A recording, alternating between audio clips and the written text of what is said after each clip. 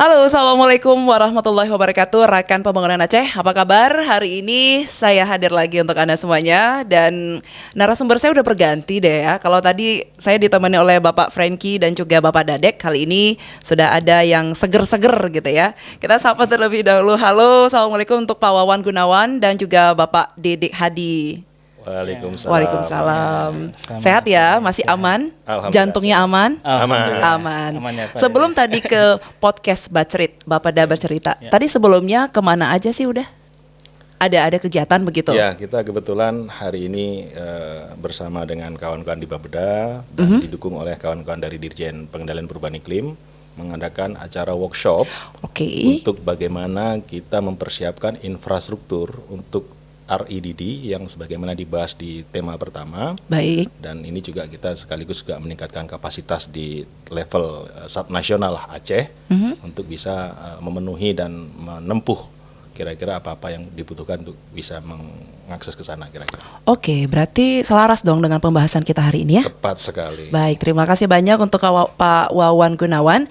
Ini selaku Kasubdit Dukungan Sumber Daya Perubahan Iklim KLHK dan juga Pak Dedek Hadi sebagai Subkoordinator Inventarisasi.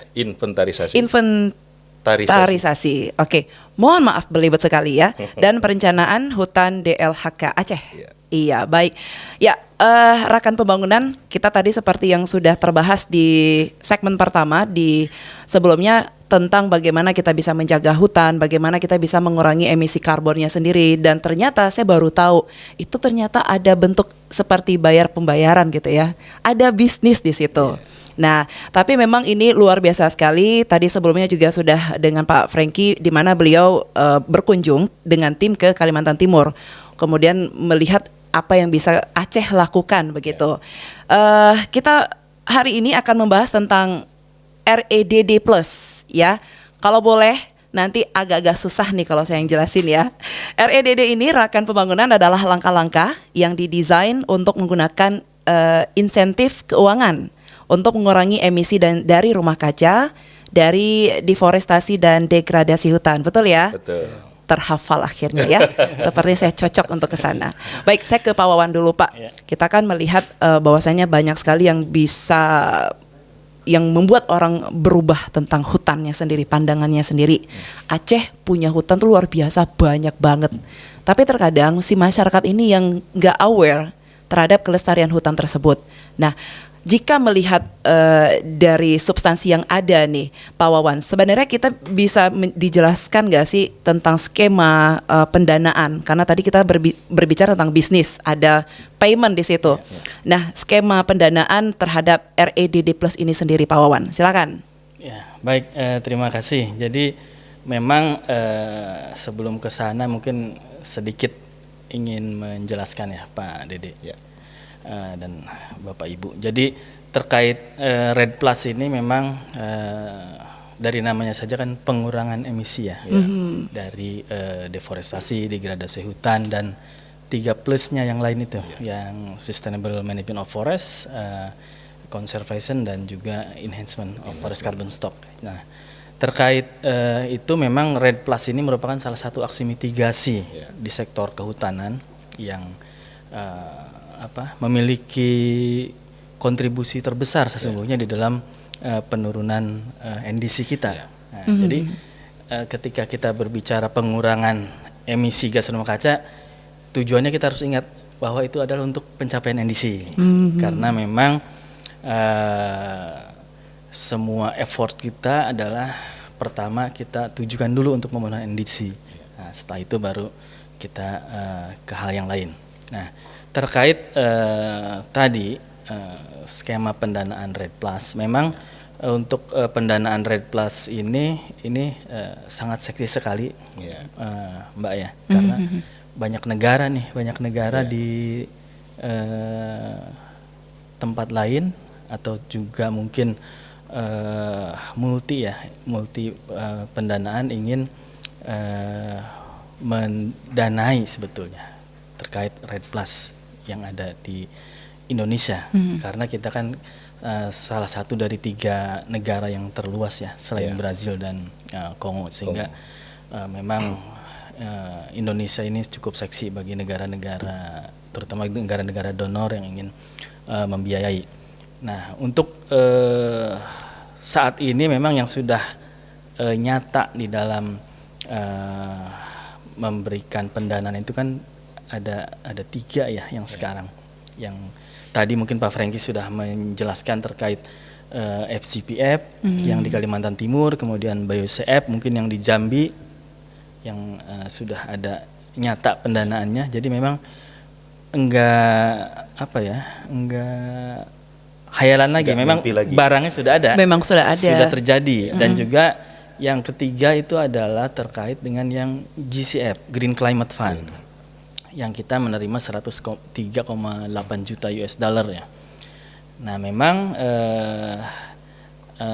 dana tersebut tentunya nanti akan digunakan untuk kegiatan-kegiatan yang inline, sejalan dengan REDD Plus itu sendiri. Baik. Sejalan dengan REDD Plus, dan memang nanti akan ada disbursement ya.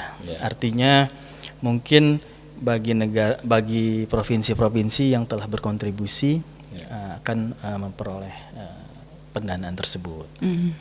Nah, mungkin untuk GCF ini memang periode yang digunakan untuk pengukuran kinerja itu 2014-2016. Tahun 2014 sampai 2016 itulah anggaran atau dana yang dikucurkan oleh GCF. Nah, itu baru sebagian dari capaian reduksi emisi kita, Mbak. Baru sebagian, Pak? Sebagian kecil. Wah, jadi berapa persen lagi untuk mencapainya? Itu di 2014-2016. Jadi sesungguhnya jika ada donor lain yang mungkin ingin memberikan insentif terhadap sisa yang di 2014-2016, sebetulnya masih bisa, masih dimungkinkan. Dan kita pun akan mencoba untuk menghitung lagi capaian kinerja kita di tahun-tahun berikutnya sampai 2020 mungkin, untuk nanti diharapkan ada insentif yang masuk untuk RBP tersebut, Research Based Payment. Nah, peluangnya bagaimana tuh, Pak? Peluangnya kalau saya lihat dari perkembangan memang cukup bagus, karena dari tadi saya sampaikan di awal, dari luar itu melihat kita sangat potensial sekali, seksi ya. Nah, jadi tinggal bagaimana kita menyiapkan kebijakan kita, regulasi kita, di mana jangan sampai kita terjebak. Artinya terjebak adalah hak atas karbon kita pindah semua. Iya. Nah, itu yang kita memang jaga, kita regulasi agar kita tujuan utama tadi untuk memenuhi NDC itu dapat tercapai. Mudah-mudahan. Amin. Mudah-mudahan. Harapan kita semua kan yang terbaik pokoknya gitu ya. Nah, kalau Pak Dede sendiri, menurut Pak Dede kita melihat Aceh ini statusnya seperti apa sih terhadap mereduksi emisi dari deforestasi dan juga degradasi itu, Pak Dede? Ya, baik.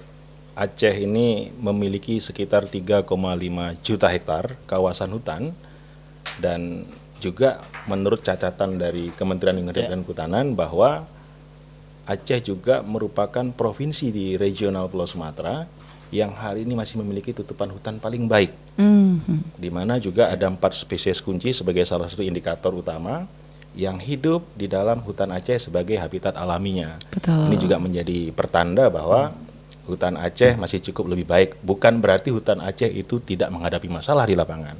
Tentunya aktivitas deforestasi dan degradasi masih terus terjadi. Tapi ya memang kita terus berupaya untuk bersama-sama dengan para pihak termasuk masyarakat untuk melakukan upaya-upaya untuk melakukan reduksi deforestasi dan degradasi. Yang kedua, sesungguhnya dalam konteks REDD Plus, Aceh sudah menginisiasi program tersebut dari tahun 2007. Tadi Pak Dadi juga sudah bercerita di podcast kita yang pertama bahwa effortnya Aceh itu sudah cukup luar biasa sesungguhnya. Nah, cuman memang untuk memastikan endurance itu tetap terjaga, komitmen terjaga itu menjadi hal yang tentunya perlu kita revitalisasi kembali. Yang pertama, enabling condition yang sudah dibangun di Aceh terkait dengan bagaimana mengakses pendanaan sebagai satu bonus. Karena kita melihat sebenarnya melindungi dan menjaga hutan, mengelola hutan adalah bonus. Kalau ada pendanaan itu adalah bonusnya. Adalah bonus, ya benar. Karena sesungguhnya kenapa Aceh, Endatu Aceh, kita dulu menjaga hutan karena memang itu menjadi satu kebutuhan. Daerah kita ini rawan bencana, Mas. Dan juga memiliki tipologi daerah wilayah yang ya memang perlu kita jaga dan kita lindungi kelestariannya, sehingga ini juga menjadi jaminan bagi kehidupan ke depannya. Nah, tapi ketika itu akan ada skema pendanaan, maka itu akan menjadi bonus yang harus kita dapatkan juga sebagai hak dan juga akan menjadi salah satu penunjang bagi kegiatan pengelolaan yang lebih lanjut. Ada beberapa kebijakan penting di Aceh dalam sektor kehutanan khususnya yang sudah ditempuh dan dijalankan, misalnya moratorium logging. Moratorium logging kita adalah targetnya dulu namanya HPH, hak pengusahaan hutan, atau kalau sekarang namanya perizinan berusaha pemanfaatan hutan. Jadi izin-izin itu kita jeda tebang, jangan tebang dulu. Kita coba ditata dulu. Kita melakukan strategi 3R di sana. Kita redesign hutan Aceh itu seperti apa, di mana tata kelola di hutan wilayah yang berizin itu mana yang boleh tebang, berapa yang boleh ditebang per hektarnya dan lain sebagainya. Yang kedua, kita juga melakukan upaya-upaya reduksi deforestasi. R yang kedua nih. Itu melalui misalnya salah satunya merekrut sebanyak 2.000 orang tenaga pengamanan hutan. Mereka ini adalah masyarakat lokal champion yang ada di sekitar hutan, termasuk pemuda-pemuda kita, termasuk juga menjadi bagian dari proses penyelesaian reintegrasi pada saat itu, yang selanjutnya ditugaskan untuk membantu perlindungan pengamanan hutan di lapangan. Karena mereka paling tahu nih wilayah di sana, di tingkat tepa. Jadi mereka lah kita tugaskan. Nah, R yang ketiga adalah melakukan kegiatan reforestasi. Nah, memulihkan hutan-hutan yang rusak dan lain sebagainya. Nah, kegiatan ini sudah kita lakukan dari 2007. Hanya saja memang kalau kita melihat bagaimana infrastruktur RED Plus yang tadi kita juga berdiskusi bersama di dalam workshop, bahwa ini perlu kita dokumentasikan dengan baik. Kadang-kadang masalah kita satu itu, Mas. Kita sudah melakukan banyak, tapi karena nggak ada dokumentasi sehingga tidak ada rekognisi kan. Itu jadi masalah juga. Jadi ke depan sepertinya kita harus bagaimana menata kembali, termasuk sektor hutan dan lahan itu tidak hanya terkait dengan kehutanan saja, termasuk sektor-sektor lain yang berbasis lahan juga mendukung bagaimana sektor kehutanan juga bisa melakukan pengelolaan hutan secara lebih baik. Nah, beberapa enabling condition yang lain tentunya adalah resource person di Aceh yang ngomongin RED itu bahkan jauh hari, misalnya RED ini belum menjadi isu seksi, sudah ada di Aceh. Nah, sekarang bagaimana bisa memobilisasi mereka ini yang terpencar-pencar, ada yang ditugaskan di mana, ada yang sudah kemana, ini pengetahuan dan beberapa evidence base yang ada di mereka itu coba kita collect kembali untuk selanjutnya bisa kompilasi, sehingga ini juga akan menjadi salah satu menjadi pemenuhan prasyarat yang coba kita submit untuk mendapat pendanaan itu. Tentunya kita butuh anggaran yang cukup besar. Betul. Penelitian di UI itu mengatakan ketika wilayah dengan nilai tutupan hutan yang luas itu pasti punya kebutuhan fiskal yang besar. Setuju. Sedangkan pertumbuhan ekonominya rendah. Betul. Begitu juga sebaliknya. Kalau wilayah yang hutannya sedikit itu rata-rata kalau di Indonesia ini pertumbuhan ekonominya tinggi. Betul. Tapi dia juga kebutuhan untuk memanfaatkan mengelola kawasannya juga rendah. Jadi coba kita balik bagaimana sekarang Aceh dengan existing tutupan hutan yang cukup baik itu juga bisa mendapat benefit dari sana, sehingga ini juga bisa mendorong pertumbuhan ekonomi berbasis bioekonomi khususnya secara berkelanjutan, untuk selanjutnya secara bersama-sama kita bisa selaras dan harmoni dengan alam. Baik, ini Pak Dede, tadi kan kita berharapkan ada benefit yang positif. Ini boleh diceritain nggak sih benefit yang untuk masyarakat di sekitar itu atau untuk negara? Ya, tentunya dalam konteks RED Plus, tadi juga saya mendapat pemahaman baru dari bapak-bapak kita dari KLHK, rekan-rekan saya semua, bahwa memang pendanaan itu sebelum kita lakukan akses di sana, kita juga harus menyiapkan namanya dokumen benefit sharing mechanism. Di sana kita harus mengidentifikasi sebenarnya siapa-siapa aktor yang memang berpotensi dan memiliki atau menginfluence proses reduksi deforestasi itu bisa terjadi. Dan mereka juga orang yang akan menerima benefit.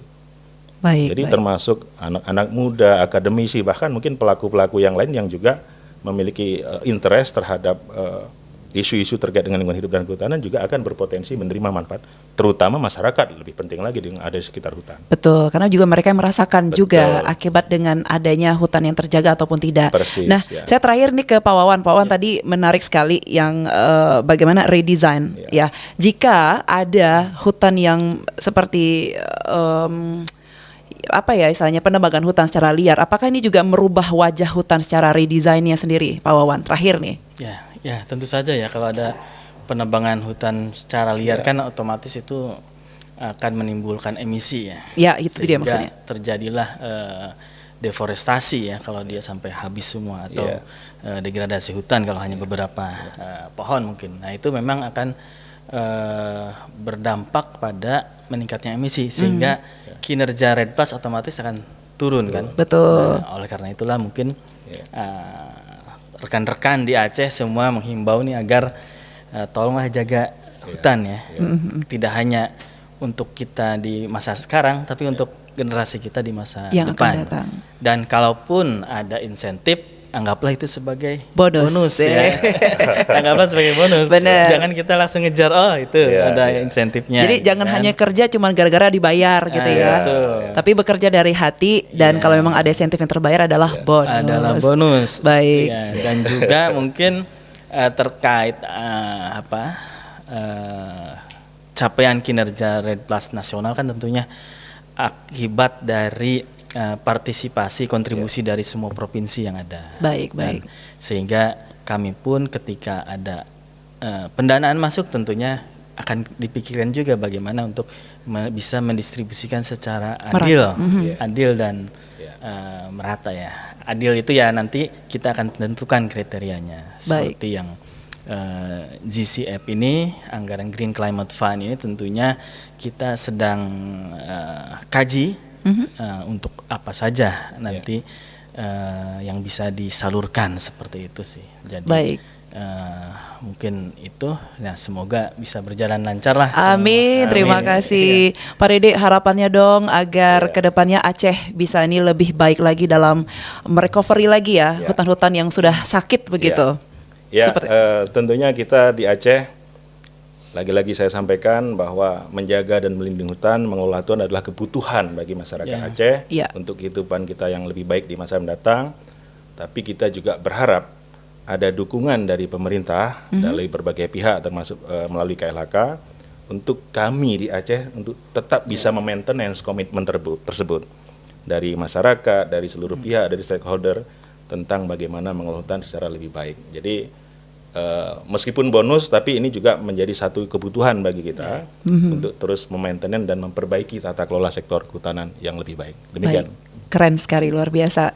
Terima kasih untuk Pak Dede Hadi dan juga Bapak Wawan Gunawan untuk kesediaannya yang sudah duduk di sini. Kita bincang banyak terkait impian kita ke depan seperti apa dengan hutan, begitu ya. Baik, rekan pembangunan Aceh, sekian kita akhiri, dan jangan lupa untuk mengunjungi akun medsos kami di Bapeda Aceh di Facebook, Instagram, Twitter, dan juga YouTube kami di Bapeda Aceh. Saya Agustia Adha pamit. Assalamualaikum warahmatullahi wabarakatuh.